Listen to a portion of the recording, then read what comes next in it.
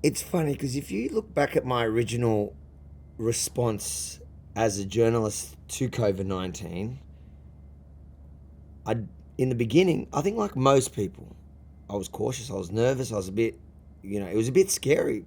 I had two family members who had passed with COVID, one in Israel, one in New York. And I remember telling people, and I was advocating back then, no, we don't want government interference because that never works.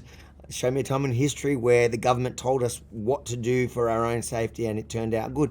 It's never happened. So I knew that was wrong, but I was actually advocating personal responsibility. I was telling people, look, I'm going to put this piece of cloth around my face because if that could potentially save an Aussie, a fellow citizen, then why wouldn't I do it?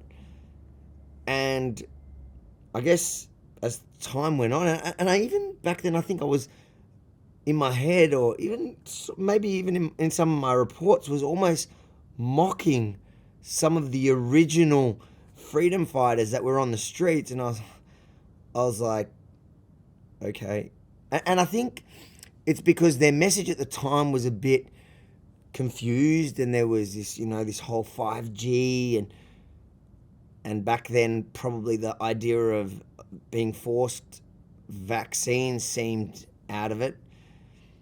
But if you fast forward to now, you realize I got it wrong. I'm not wrong about the 5G, but a lot of the other stuff they were saying, and I don't think they helped themselves by bringing these other crazy conspiracies into it, but a lot of what they were saying was actually true. Even, they were talking about microchips back then, and you thought, oh, these guys are like crazy. But today you look at, fine, it's not, we haven't gotten there yet, but it's almost there. They're crazy theories from early 2020. Almost all of them came true.